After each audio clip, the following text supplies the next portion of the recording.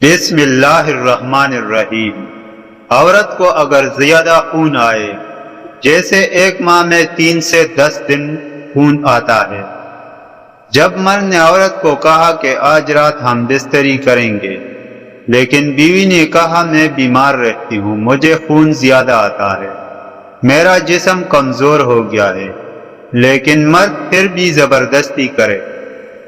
تو کیا اس صورت میں عورت ہم بستری سے انکار کر سکتی ہے؟